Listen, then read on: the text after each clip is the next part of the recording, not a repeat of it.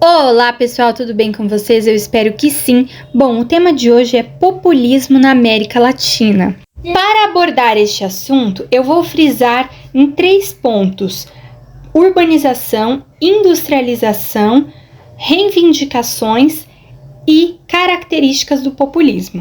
Começando pelo ponto da industrialização. Bom, a industrialização da América Latina não se efetivou no século XIX, ou seja, temos aqui um quadro de industrialização tardia. Por que é que a industrialização da América Latina não se efetivou no século XIX? Por causa dos governos oligarcas que orientaram seus países a se tornarem fornecedores de matérias-primas, dentro do contexto da divisão internacional do trabalho.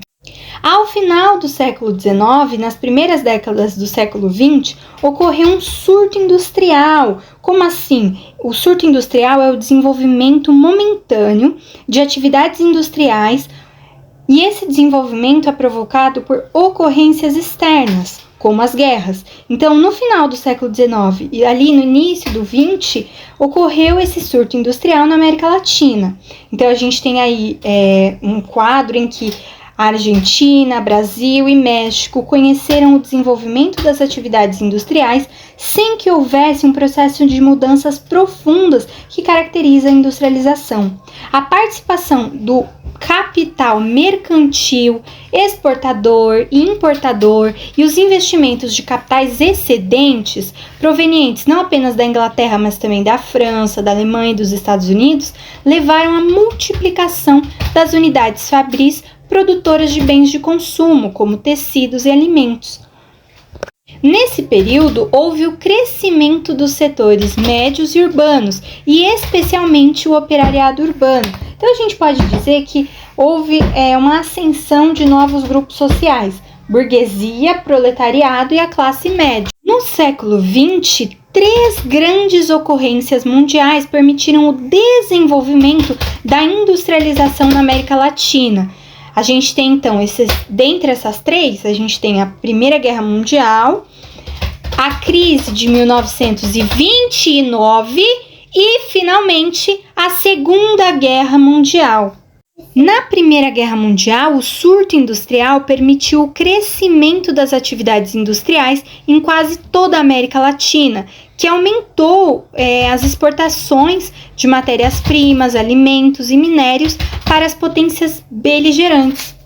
A crise de 1929, seguida da Grande Depressão, atingiu em cheio os países latino-americanos. As exportações foram reduzidas a uma ínfima fração de seu valor anterior. Com a queda das exportações, a capacidade de importar caiu. Vamos falar agora sobre o urbanismo. O urbanismo está ligado à lenta caminhada da industrialização periférica. O que é algo periférico, né? Periférico se refere à região afastada do centro. Então, o urbanismo está ligado a uma lenta caminhada da industrialização afastada do centro, de uma industrialização de uma região afastada do centro. E está ligado também à trajetória do operariado latino-americano. A população das cidades da América Latina é oriunda, proveniente do campo, onde predominaram também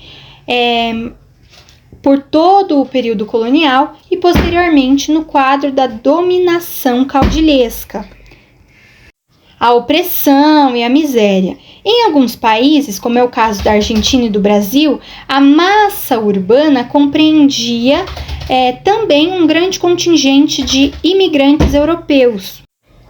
Relacionando o processo de industrialização e urbanização com o surgimento do populismo na América Latina, a gente tem o seguinte: esse processo deu origem a novos grupos sociais. Que processo? O processo de industrialização e urbanização deu origem a novos grupos sociais, cujas reivindicações eram desprezadas pelo Estado oligárquico, voltado para a agroexportação.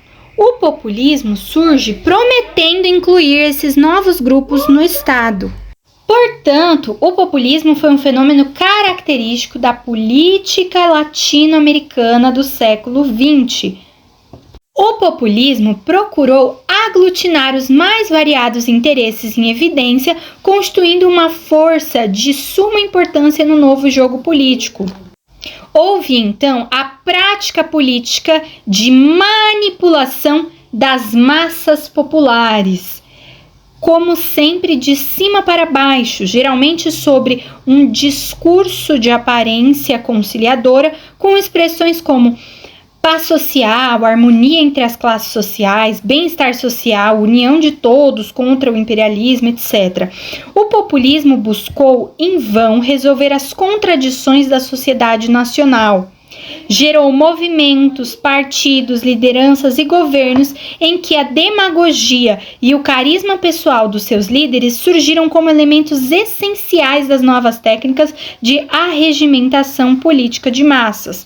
Nesse passo, merecem destaque alguns líderes, de movimentos e estados populistas que surgiram na América Latina no referido período.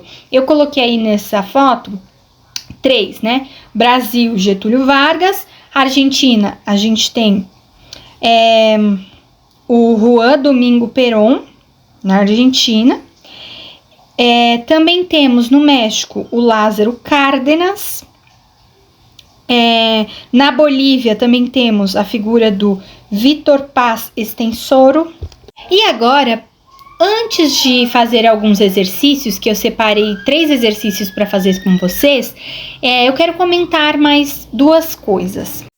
Primeiro, as principais características do populismo são intervencionismo estatal, controle sobre a sociedade organizada, nacionalismo econômico, criação de leis trabalhistas, personalismo e carisma do líder.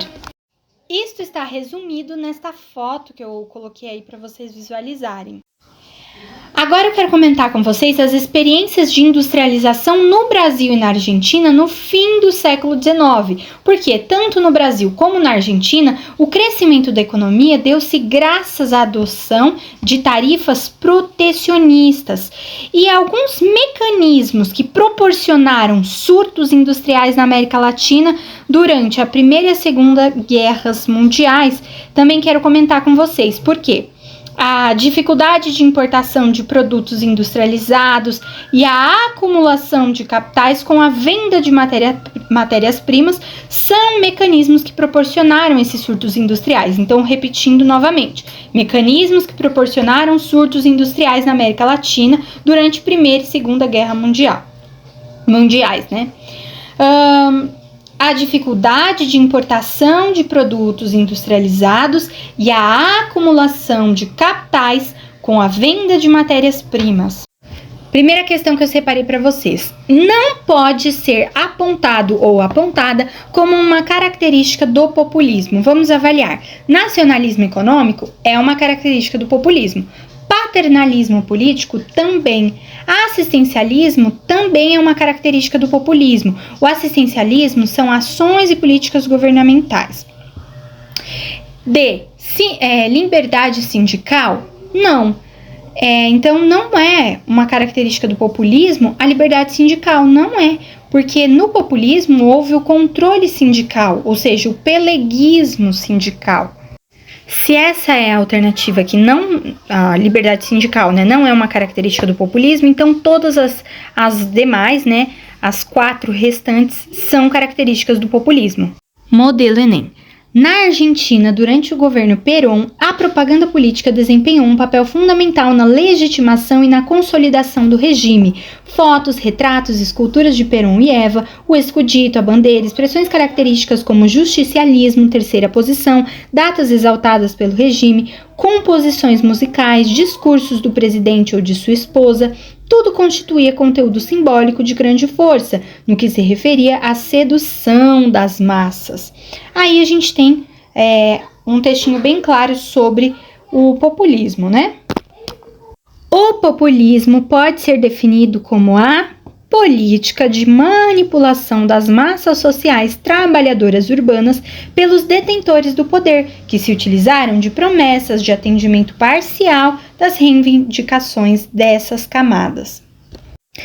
Para o historiador italiano Loris Zanatta, 55, a chave para entender os populismos na América Latina está na dificuldade histórica de separação entre religião e Estado e no fracasso da tentativa de transmitir às massas os valores iluministas. Nesse contexto, quando surgiram líderes que propuseram reunir novamente as duas dimensões, eles tiveram sucesso. Foi o caso de Perón na Argentina e de Hugo Chávez na Venezuela, entre outros. A partir da leitura atenta do enunciado, podemos deduzir que a América Latina sofreu e sofre ao longo dos séculos 20 e 21 propostas populistas associadas a movimentos sociais, além de golpes militares que normalmente interrompem processos democráticos constituídos.